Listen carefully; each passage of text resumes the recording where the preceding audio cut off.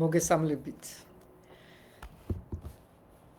მაინტერესებს დღეს რა კითხვები გექნებათ?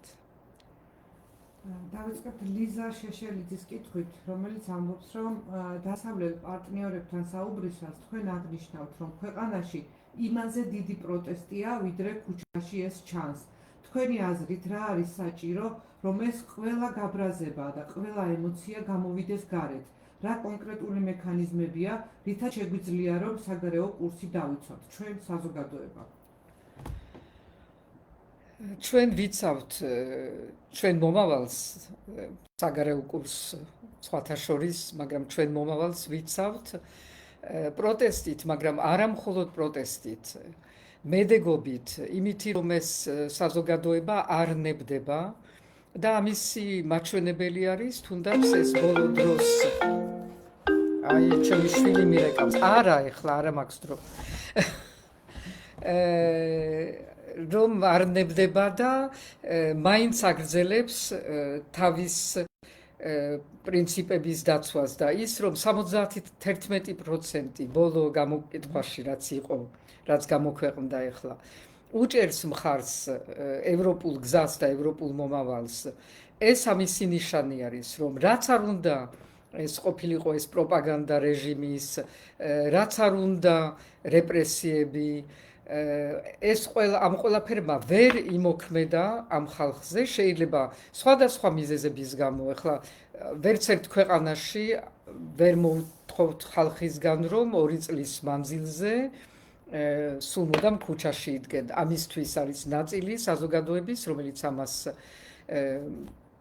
აკეთებს და შეუძლია და უძლებს, სხვა უძლებს, არ ვიცი, უნივერსიტეტში, სხვა უძლებს თავის სახლში და საქმეში, მაგრამ ყველა ერთად ვქმნით ხვალინდელ დღეს და ხვალინდელ საქართველოს და ყველა ერთად ვამბობთ, რომ რეჟიმის გაუთავებელ ლანძღვა გინება ევროპისა და რაღაცა ამან არ გაჭრა, არ იმოქმედა და როცა ლაპარაკი არის 71%-ზე, ეს იმასაც ნიშნავს, რომ ნაწილი იმ მხარდამჭერების, რომელიც დღესაც იმიტომ თუ ამიტომ უჭერენ მხარს ქართულ ოცნებას, იმათ შორისაც ძალიან ბევრი არის სწორედ მომხრე ამ ევროპული მომავლის. და ამიტომაც არის, რომ შიგა და შიგ ხან ბატონი კობახიძე, ხან ბატონი პაპუაშვილი ორი გინების შორის ამბობენ, რომ ჩვენც მივდივართ ევროპისკენ. დაიჯერებთ, მაგრამ ჭირდებათ, რომ ეს სიტყვები მაინც გამოთქვან. ლალი ლომიძე, თქვენს წინააღმდეგ სოციალურ ქსელებში ორგანიზებული ხშირად შეურაცხყოფელი კამპანიებია, ეს არის მართული ტროლ-ბოტების კამპანიები. რას ემსახურება ეს? ჩვენ კი რაღაცას ვხვდებით და ვიცით. თქვენი აზრი გვაინტერესებს, რით ვერ დასრულდა ეს ყველაფერი, რის მიღწევას ცდილობთ? ეს არის ასევე ტიპიური საბჭოთა მოდელი, რომ ადამიანის დისკრედიტაცია მოახდინო, ან სცადო რომ მოახდინო მისი დისკრედიტაცია ამ რაღაცა ირიბი ფორმებით, როცა შენ გინდა რომ მისი ავტორიტეტი თუ პოპულარობა თუ რაც არის, ის ყველაფერი დაუნგრიო და ამითი შენ ვითომც გაძლიერდე.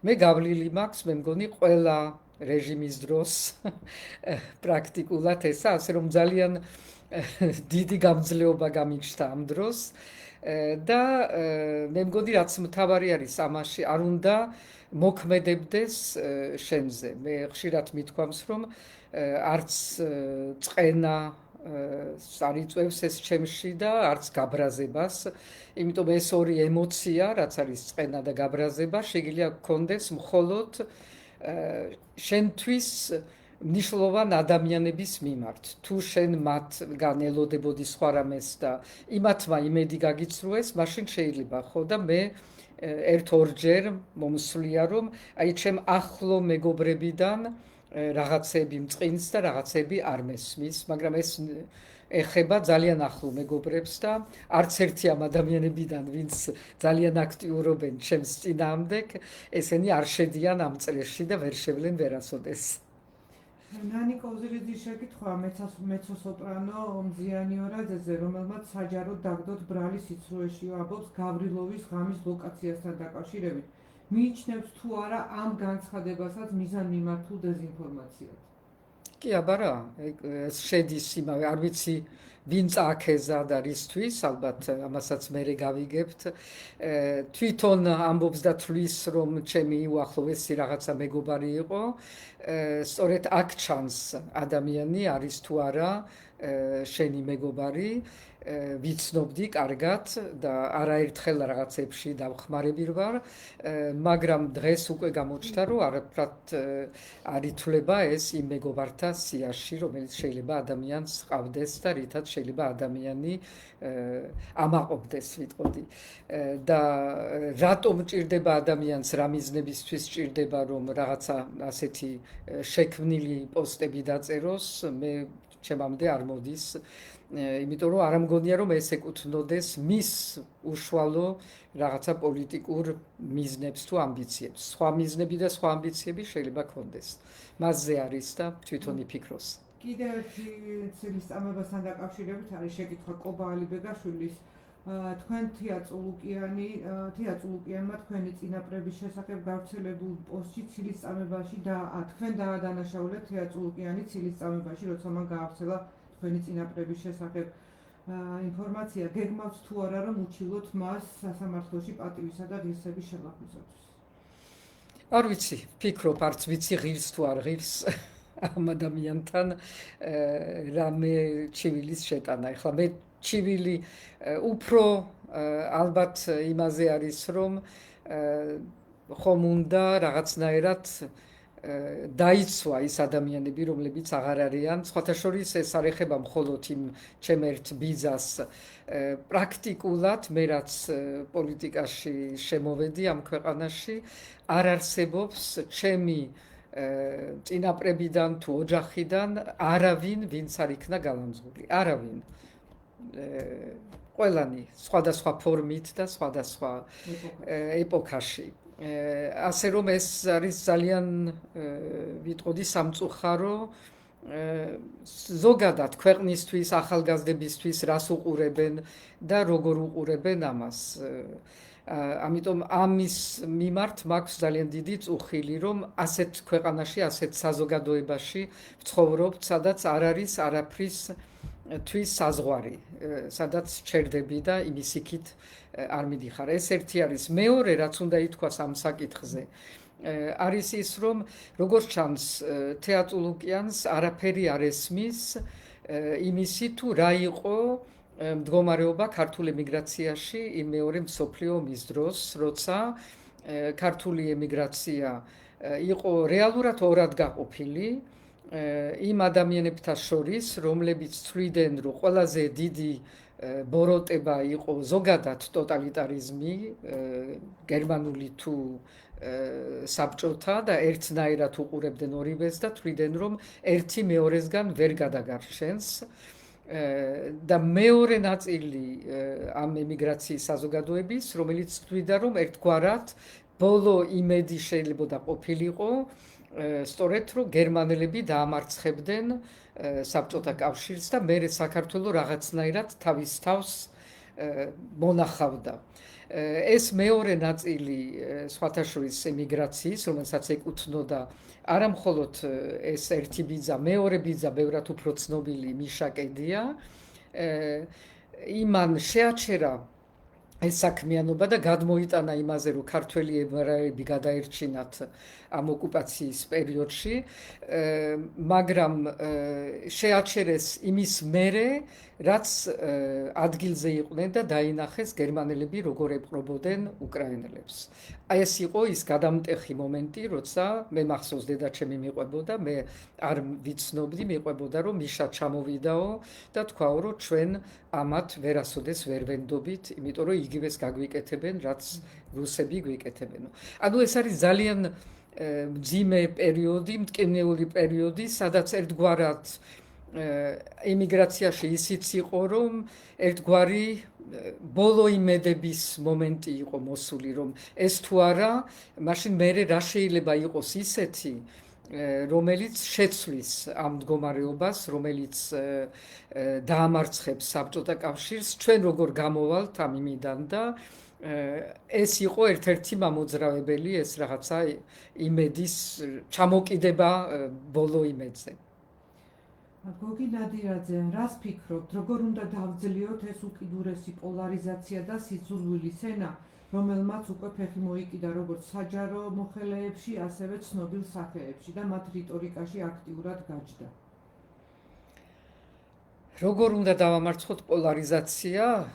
ერთობით, საზოგადოების ერთობით, ესე იგი საზოგადოებაში დავანებოთ თავი რეჟიმს და მის მცდელობებს სააგენტო შექმნეს ვითომც და რაღაცეები, რომ ვითომც ებრძვიან ამას, რაც თვითონ შექმნეს, მართალია არსებობდა წინა რეჟიმის დროსაც, მაგრამ ამათმა კიდევ გაათმაგეს ეს სიძულვილის ენა და ყველაფერში გამოიყენეს, მაგრამ ამისი დაძლევა არ უნდა დაუტოვოთ მათ ხელში. ამითი დაძლევა ჩვენ ხელში არის.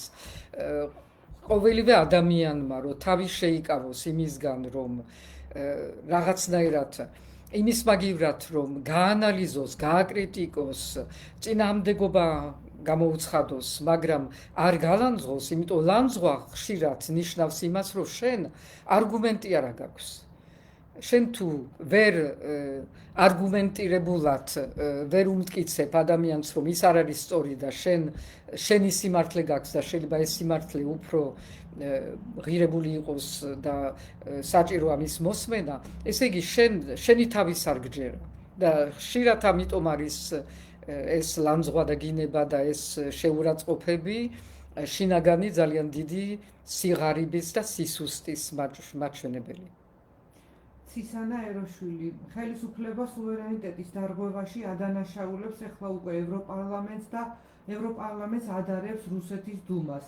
აქამდეც მივედით უკვე. რა არის ასეთი რადიკალური განცხადებების მიზანი? რა შედეგს უნდა ელოდებოდნენ ამ ყველაფრისგან? შედეგს ელოდებიან იმას, რომ გამოვა ზახაროვა და იტყვის, რომ რა კარგად იქცევიან და რა კარგი განცხადებები გააკეთეს, ანუ პატრონის დაფასებას ელოდებიან აშკარად და ამავე დროს არის კიდევ ერთი განსახიერება იმ ინვერსიების, რაც არის ამ იდეოლოგიის ნაწილი, რომ შენ დააბრალო იმათ, რასაც უნდა აბრალებდე მეორეს. ანუ თეთრი შავი არის, შავი თეთრია, ევროკავშირი ჩვენ სუვერენობას ლახავს, როცა ევროკავშირმა იმდენი თანხები და იმდენი რესურსები დახარჯა იმაში, რომ ჩვენთან აეშენებინა ინსტიტუტები, რომ დახმარება გამოიწვია ჩვენთვის განათლებაში და სხვადასხვა სფეროებში. ამ დროს ადარებს დუმას, რომელიც ვიცით, ანუ ოკუპანტი ქვეყნის არა პარლამენტი, იმიტომ ეს არ გავს პარლამენტს და არანაირად არ იქცევა როგორც პარლამენტი. ანუ ეს არის მთლიანად ყველაფრის ინვერსია, კარგი, ცუდია, ცუდი, კარგია და ამითი შენ ცდილობ და ეს არის ტექნიკა, გამოცდილი ტექნიკა, რომ რეალურად დაუბნიო ყველაფერი ტვინში ადამიანს, საზოგადოებას, შექმნა რაღაცა გაუგებრობის ფონი, რომელიც მერე გაძლევს საშუალებას, რომ შენი პროპაგანდა კიდევ უფრო გააძლიერო და ამითი იმედი გაქვს, რომ მიწვდები ყველა ადამიანის გონებაში. სანამ ოცნება დასავლეთთან იზოლაციაში შედის, პუტინს გაბლოები მოსკოვში მიჰყავს, რათა ცხინვალის რეგიონის რუსეთთან გაერთიანება ოფიციალურად გააფორმოს. ვის ინტერესებს ემსახურება ხელისუფლება, რომელიც ქვეყანას სრულიად უმეგობროდ და მარტო სტოვებს კრემლის პირისპირ, როცა ჩვენი მიწების საბოლოო ანექსია მიმდინარეობს. მე მგონი ნათელი არის ვის ემსახურება, ამას გამეორება არ ჭირდება.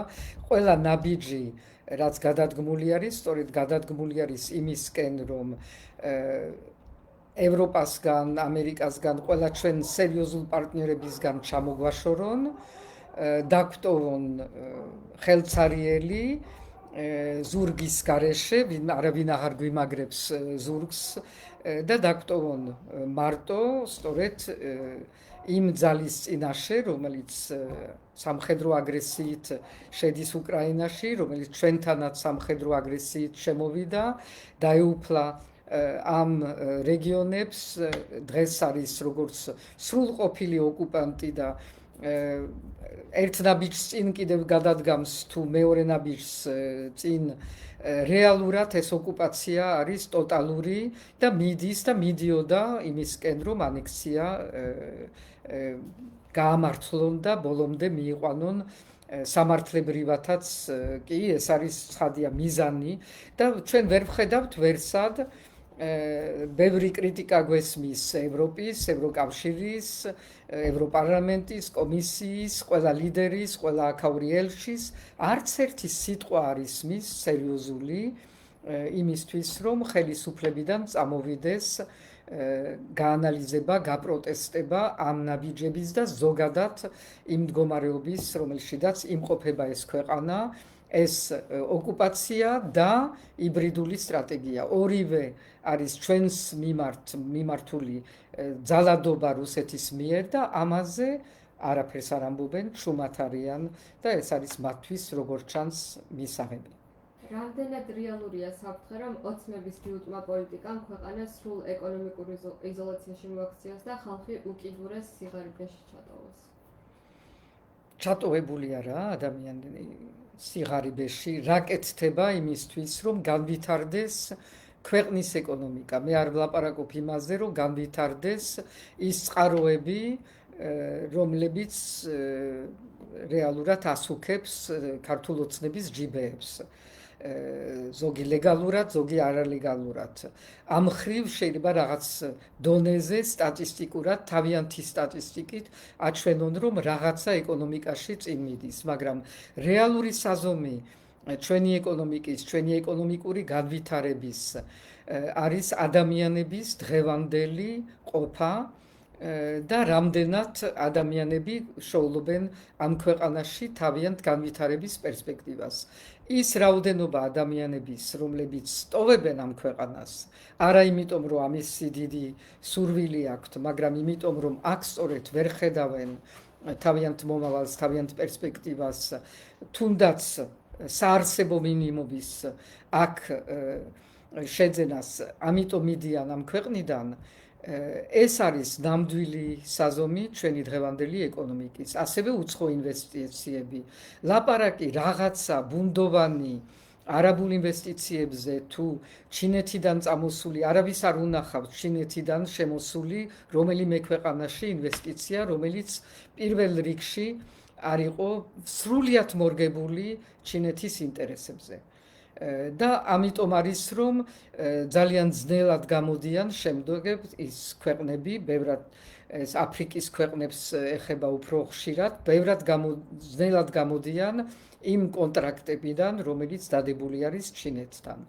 აქ რეალური ისეთი ეკონომიკური კონტრაქტები თუ ინვესტიციები, რომელიც საქართველოს ინტერესშიდაც და იმ ქვეყნის ინტერესშიდაც არის, რომელიც ჩადებს ამ ინვესტიციებს, არ არსებობს და ჩვენ ვნახეთ, ახლა საუბრობდი ამ არაბულ ვითომც ინვესტიციებზე, სადაც ალბათ ძალიან ბევრი ამის უკან სხვა ადამიანები დგანან. და ამ დროს უყურებთ რა ხდება თუ ნახეთ ალბანეთში, სადაც ხელისუფლებამ მოინდომა, რომ ერთ-ერთი კუნძული სწორედ ასე უცხო ინვესტორებისთვის გადაეცა და გამოვიდა მთელი ალბანეთი იმ ლოზუნგით, რომ არ იყიდება ალბანეთი. და ეს არის ერთ-ერთი მაგალითი ჩვენთვის, თუ როგორ უნდა დავიცვათ ჩვენი ქვეყნის მომავალი, არა მხოლოდ პოლიტიკურად, ერთი არის პოლიტიკურად დაცვა რუსეთის წინააღმდეგ, მაგრამ ამავე დროს არის დაცვა იმის წინააღმდეგ, რომ ეს ქვეყანა ბოლომდე არ გაყიდონ სანამ არიან, იმიტომ რომ თვითონაც ხვდებიან, რომ ეს არის დროებით და ცდილობენ, რომ სანამ არიან მაქსიმალურად ყველაფერი გადაცვალონ დოლარებში თუ ოქროში თუ რაში. კაკო დანიელიას შეკითხვა, ევროკავშირის პარალელურად ურთიერთობები ოცნებას აერია ამერიკასთანაც. მათი ქმედებები არ ემთხვევა იმ განცხადებებს, რასაც აკეთებენ ჩინეთისა და ირანის ურთიერთობების გაღრმავების ფონზე. რამდენად შესაძლებელი არის, რომ დასავლური კურსი იქნეს შენარჩუნებული? ამერიკასთან ურთიერთობები არ აღდგება და არ იქნება რაღაცნაირად გადალაგებული, მხოლოდ იმიტომ, რომ ბიძინა ივანიშვილი ვიღაც ლობიისტებს ამუშავებს ვაშინგტონში, ერთის მხრივ იმისთვის, რომ მისი პირადი სანქციები მოიხსნას და მეორეს მხრივ, რომ რაღაცა ჩვენებითი აღდგენა მოხდეს ამ ურთიერთობების. როგორც ვხედავთ ახალი ადმინისტრაციის პოლიტიკას ბევრ სხვადასხვა ქვეყნების თან მიმართებაში, ეს არის ძალიან პრაგმატული პოლიტიკა, რომელიც გადის იმაზე, რომ მე ეს მაინტერესებს შენგან და შენგან თუ ამას მივიღებ, მე შეიძლება რაღაცა დავალაგო.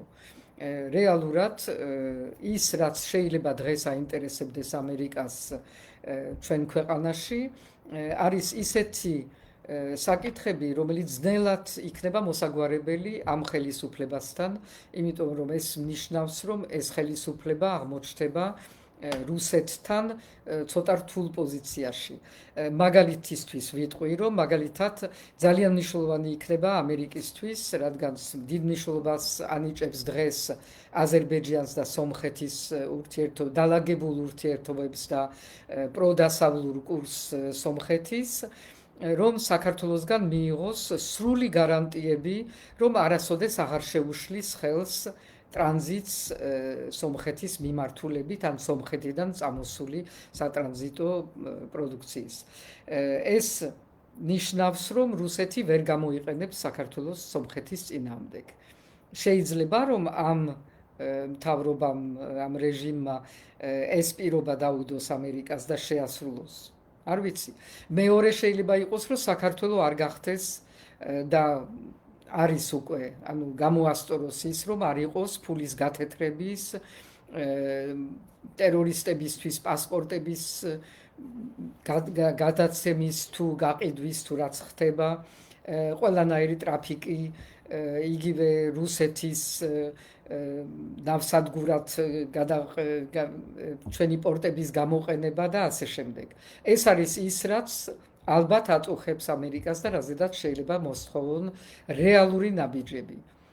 არის მზად ეს ხელისუფლება, რომ დაუთმოს ანაკლია არა ჩინელებს, არამედ ამერიკელებს და შემოიყვანოს ისინი რუსეთთან ახლოს და იმ რუსეთის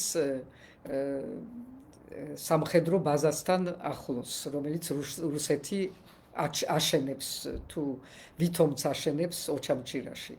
ეს ყველაფერი არის ის რეალური საკითხები, რაც დაისმება თუ კი რეალურად დაისვა საკითხი რამე გადალაგების და რატომღაც არ მჯერა.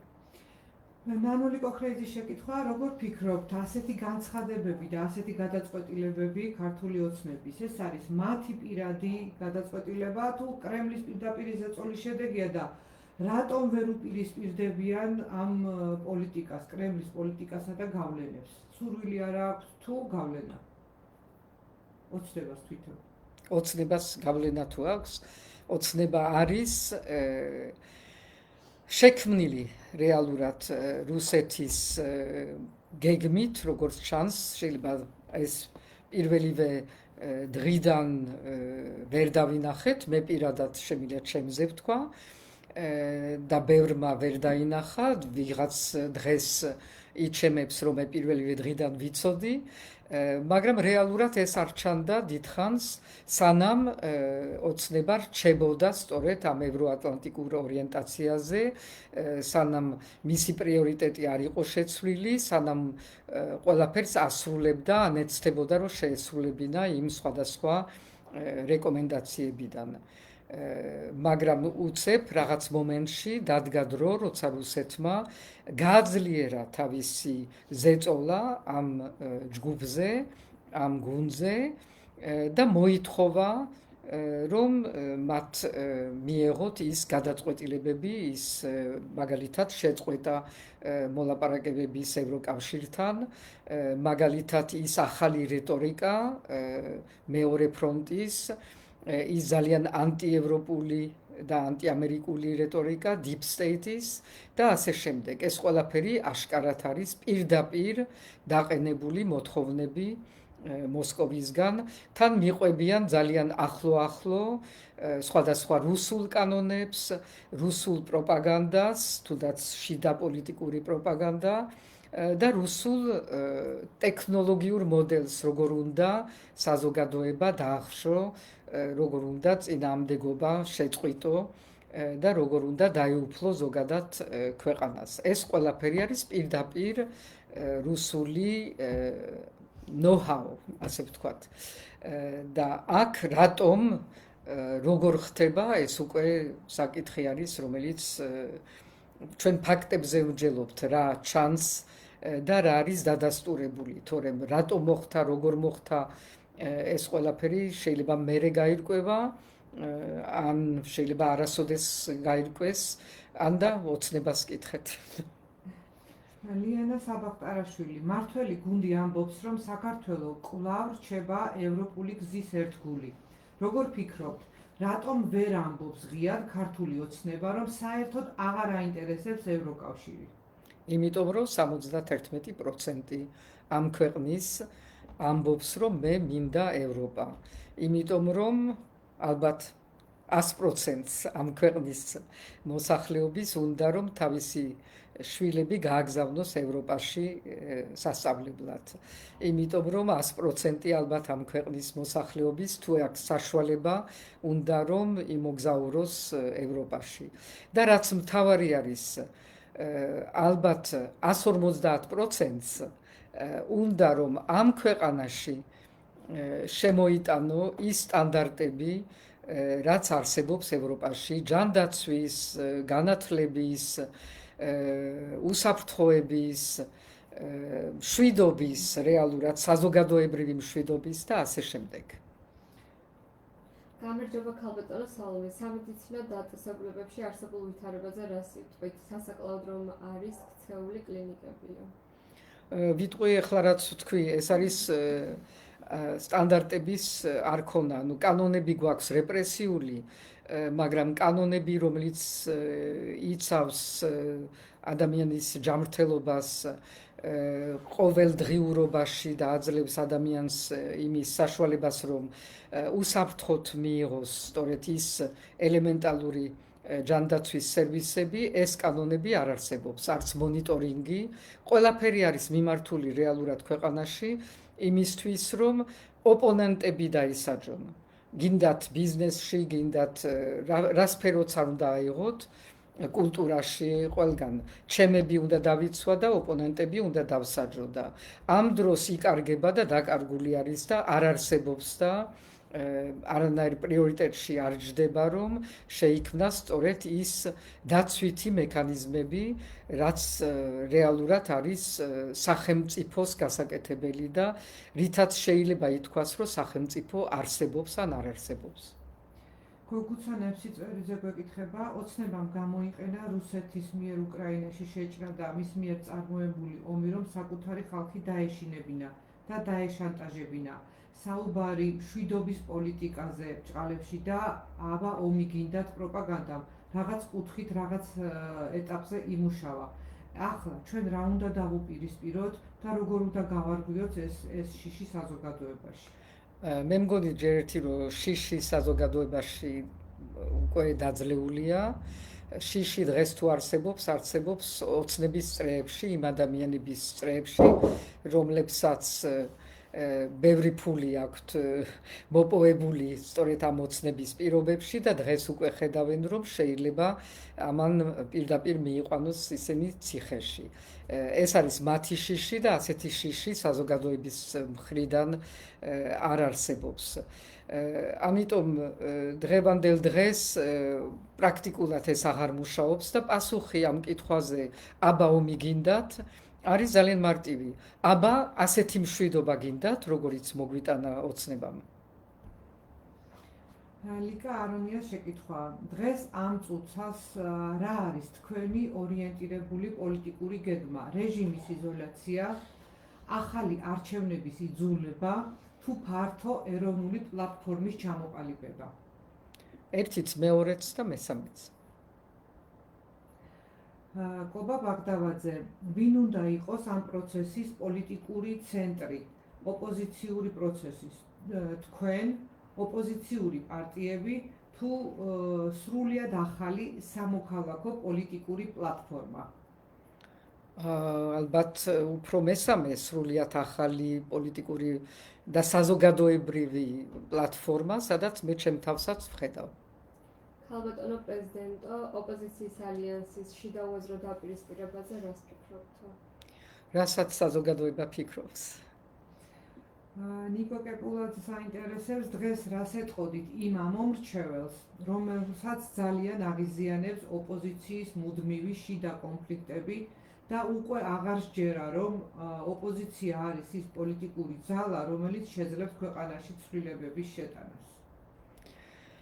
მე მგონი ამაზეც უკვე პასუხი გავეცი და მე მგონი რომ არ უნდა ყველაფერი ერთ იმაში მოვაქციოთ, იმიტომ რომ არსებობს ოპოზიციური პარტიების აქტივობები, რომელიც დღეს იწვევს საკმაოდ უნდობლობას თუ გაღიზიანებას, მაგრამ არსებობს ასევე ოპოზიციური მოძრაობა, განწყობა, რომელიც არის ძალიან ფართოდ გაშლილი საზოგადოებაში და რომელიც ელოდება რომ თავისი გამოხატულება მონახოს ჩამოყალიბდეს და მე მგონი რომ ეს არის ის პროცესი, რომელიც დღეს მწიფდება და ალბათ ეს ძალიან სწრაფადაც მომწიფდება.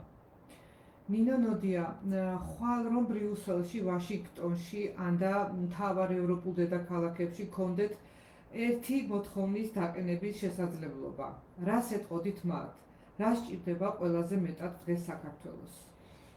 მე რასაც ვეუბნები, რადგანს რაც შემიძლია და რამდენიც შემიძლია იქ დავდივარ და ვხვდები და ჩემს სათქმელს ვამბობ, თუნდაც საჯარო ინტერვიუებში ვამბობ იმას, რომ ჩვენ პირველ რიგში გვჭირდება სწორედ იმიტომ, რომ დღევანდელ დღეს რეგიონში და არა მხოლოდ რეგიონში ძალიან ბევრი სხვა კრიზისი არის და პირველ რიგში უკრაინის მიმართ ომი და აგრესია და სხვა ღია კრიზისები, ჩვენ გვჭირდება ყურადღება არ გაიფანტოს ბოლომდე და მაინც არსებობდეს საქართველოს რუკაზე. ეს პირველი მოთხოვნა არის და მეორე არის იმის შესახებ, რომ მივიღოთ პირობა და არა მხოლოდ ზერელეთ, არამედ რეალური პირობა იმის შესახებ, რომ ჩვენ როგორც კი დავდგებით ხელახლა და უთუოდ დავდგებით ჩვენ გზაზე, იმიტომ რომ ჩვენ ამ ქვეყნისთვის სხვა გზა არ არსებობს, მაშინ მზად იქნებიან, რომ დაუყოვნებლივ ისევე დაგვიბრუნონ ყველა ის საშუალებები, რაც არსებობდა და რაც არსებობს დღევანდელ დღეს მოლდოვასთვის და უკრაინისთვის და მიგვეყვანონ იმავე გზაზე და კიდევ შეიძლება აჩქარებული ტემპით, რათა ჩვენ არ დავიგვიანოთ ამ გზაზე, რომელიც ჩვენთვის ესოდენ ღირებული იყო მანამდე, ყველაფერი გავაკეთეთ იმ მომენტამდე, როცა გადაგვიყვანეს ამ გეზიდან და ეს არ არის საქართველოს მოსახლეობის, ეს არ არის საქართველოს ბრალი. ქეთი ახვლედიანი, თქვენი აზრით დასავლეთმა საქართველოს საკითხში ყველაზე დიდი შეცდომა სად დაუშვა? მაშინ როცა ზედმეტად ფრთხილობდნენ თუ მაშინ როცა დააგვიანეს რეაქცია ქვეყანაში მიმდინარე მოვლენებს? ორივე ალბათ. როცა ზედმეტად ფრთხილობდნენ, როცა 2008 წელს არ იყო რეალური რეაქციები, როცა არ დაინახეს რეალურად რა ხდებოდა, შეიძლება ვთქვათ ასევე 90-იან წლებზე, როცა უკვე იყო პირველი რუსეთის აგრესია ჩვენ დამოუკიდებლობაზე, მაშინაც არ ქონდათ რეაქცია, მაშინ ამას დაარქვეს რაღაცა შიდა სეპარატისტული კონფლიქტები, არ მოინდომეს იმის დანახვა თუ რა ხდებოდა. 2008 წელს უფრო კარგად დაინახეს, იმიტომ რომ რამოდენიმე ქვეყანა პირველ რიგში ბალტიელები, პოლონელები დაგვიდგენ გვერდში, მაგრამ ამას არ მოყვა არანაირი მაგალითად სანქციები იქიდან გამომდინარე თუ რა იყო რუსეთის პირდაპირი აგრესია ამ დროს. მერე შეიძლება ითქვას ის, რომ ცოტა დაგვიანებული რეაქციები იმაზე თუ რაც ხდებოდა ქვეყანაში, როგორც კი დაიწყო ეს პრორუსული და ანტიევროპული და როგორც კი დაიწყო აშკარად შეჩერება ამ ჩვენი ევროპული გზის, მაშინ უნდა ყოფილიყო ალბათ უფრო მკვეთრი რეაქციები ჩვენი პარტნიორების, უფრო დიდი და პოლიტიკური მხარდაჭერა პროევროპული ძალების. მაგალითად, მე სულ ვეუბნები ეხლახან, რომ 2024 წლის არჩევნების წინა პერიოდში არც ერთი მაღალდონის ვიზიტი არ განხორციელდა საქართველოში, სადაც ადგილზე ხალხს, მოსახლეობას ევროპელი რომელიმე ლიდერი ეტყოდა, რომ თქვენს გვერდით ვართ, როგორც გაკეთდა ეხლა სომხეთში, ადრე მოლდოვაში, ან თუნდაც რუმინეთში და უნგრეთში, მაგრამ ესენი არიან ევროკავშირის წევრები და უფრო გასაგები არის. შეიძლება ცოტა დაგვაკლეს რეაგირება თავის დროზე. თიკონ ადიბაიძის შეკითხვა მაინტერესებს, რას ეუბნებით შეხვედრებზე იმ ევროპელებს, რომლებიც ამბობენ, ალბათ შეხვედრებზეც და ვიათაც, რომ საქართველოს საზოგადოება უჭერენ მხარს, მაგრამ ფაქტობრივად ოპოზიცია არის ძალიან დაგსაქსული და ალტერნატივა ბუნდოვანია. მე ვეუბნები ჯერ ერთი ის, რომ ალტერნატივა ყოველთვის ბუნდოვანი არის ქვეყანაში და არა მხოლოდ საქართველოში, ეს ეხება ბევრ ევროპულ და ამერიკასაც კი, სანამ არ ახარ მისული არჩევნების მომენტამდე, ანუ გამოცხადებული არჩევნები და ჯერ რადგანაც ეს ბუნდოვანი არის ჩვენთან, ამიტომ ის მოთხოვნა ალტერნატივის კონსოლიდაციის ნაკლებად ძლიერი არის და უფრო რთული ასეთ პირობებში. მაგრამ მეორეს იმასაც ვეუბნები, რომ როცა საუბრობენ იმაზე, რომ მხარს არ უჭერენ რეჟიმს და უჭერენ საქართველოს მოსახლეობას და საზოგადოებას, დღეს ეს არის ნათქვამი სიტყვიერად, მაგრამ არ ჩანს ქმედებებში, რანაირად უჭერენ მხარს ამ საზოგადოებას. ისიც ნათელი არის, რომ რეჟიმმა ყველაფერი გააკეთა და ესეც რუსული მექანიზმები გამოიყენა იმისთვის, რომ პრაქტიკულად ყველა შესაძლო გზები დახმარების გადაჭრა შიგნით ქვეყანაში, მაგრამ მე ვეუბნები, რომ თქვენც მოიფიქრეთ და მოიფიქრეთ ახალი ფორმით, რა შეიძლება გაკეთდეს გარეთ, რომ ხარი დაუჭიროთ სწორედ ამ საზოგადოებას, იმ ადამიანებს მაგალითად, რომელიც დღესეც წარმოადგენენ მეხსიერებას ევროინტეგრაციის და რომელსაც სჭირდებათ, რომ გააგრძელონ მუშაობა ამ მიმართულებით იმისთვის, რომ ხვალ ჩვენ დრო არ დავკარგოთ და მზად ვიყოთ. ეს ეხება იმ თელ ჯგუფს საგარეო საქმეთა სამინისტროდან თავისი ელჩებით და საგარეოს თანამშრომლებით, რომლებიც 30 წელი მუშაობდნენ ევროინტეგრაციაზე და დღეს არიან უსამსახუროდ გაგდებული, ან თვითონ გადადგენ ამ სისტემიდან და ამათ ჭირდებათ ძალიან დიდი პირდაპირი მხარდაჭერა, რომ გააგრძელონ თავიანთი საქმიანობა. ქვეყანას ჭირდება, როგორც ვამბობ, მეტი ყურადღება, ეს ნიშნავს გარეთ ორგანიზებული დიდი კონფერენციები, რომელიც მიეძღვნება სწორედ საქართველოს დღევანდელ მდგომარეობას, ანალიზი იმისი თუ რა ხდება და ეს სხვათა შორის არა მხოლოდ ჩვენთვის არის მნიშვნელოვანი, ყველა იმ ქვეყნისთვის არის მნიშვნელოვანი, რომელიც ხვალ დადგება ამ გამოწვევის წინაშე, რას ნიშნავს რუსეთის ჩარევა საკუთარ ქვეყნის არჩევნებში, საკუთარ ქვეყნის პოლიტიკაში და ჩვენ ეს გავლილი გვაქვს და ბევრი გვაქვს სათქმელი ამ საკითხებზე, რომელიც შეიძლება ხვალ გამოადგება სხვებს. სააკაშვილის მმართველობასა და ივანიშვილის მმართველობას შორის განსხვავება გვაქვს?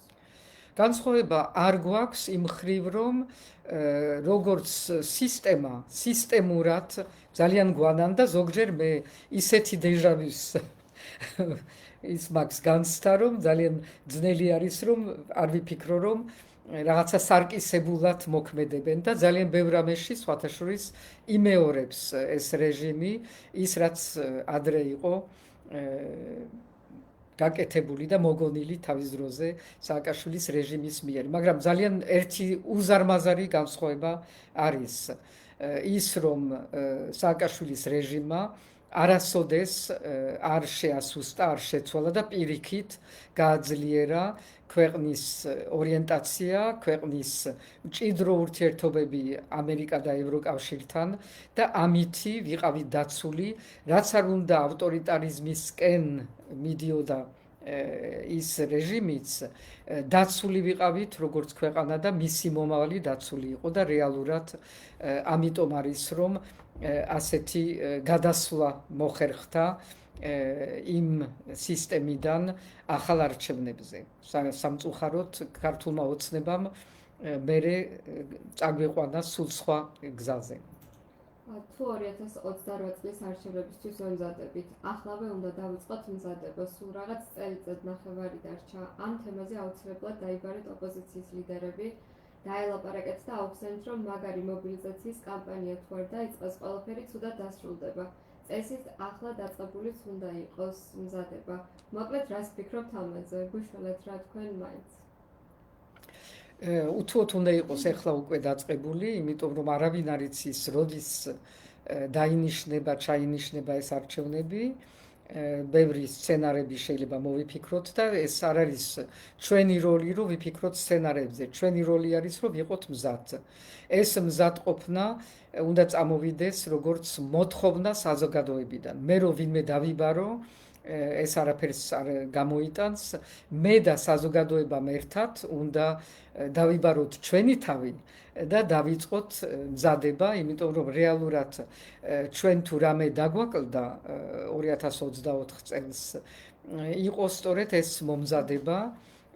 ალბათ თვითდაჯერება იყო მეტი, რომ რადგანაც მასიურად გამოდიოდა საზოგადოება ქუჩაში ამ თვეების მანძილზე, ადვილი იქნებოდა ამ ხალხის მობილიზება არჩევნებისთვის.